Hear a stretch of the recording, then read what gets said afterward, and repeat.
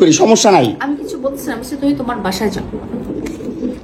বাংলাদেশের আইন কতটা জঘন্য হইলে এর মতো একটা মহিলা ধর্ষণ মামলা আমাকে দিতে পারে? 50 বছরের একটা মহিলা আমাকে ধর্ষণ মামলা দিচ্ছে। তাকে কিভাবে ধর্ষণ হয়?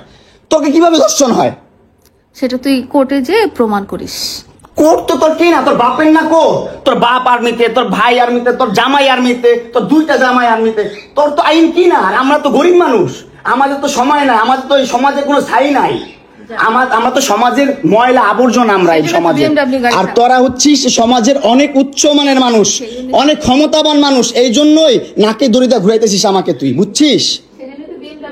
হ্যাঁ, বিএমডব্লিউ নিয়ে যোগ্যতায় চালাই, তোর টাকা দিয়ে চালাই না, নিজের যোগ্যতা চালাই, কামাই করে চালাই।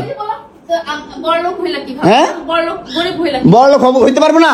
কোথাও লেখা আছে গরিবরা বিএমডব্লিউ চাইতে পারবে না, গরিবরা বড়লোক হতে পারবে না? কোথাও লেখা আছে? হ্যাঁ, কোথাও লেখা আছে? না হলে ওই মেয়েদের বাসায় যাও, না হলে নরসিংদী যাও, যেখানে যাচ্ছিলে সেখানে যাও। তোমার কাপড় চোপড় নিবা? অবশ্যই নিব। দাও, ব্যাক করে দাও।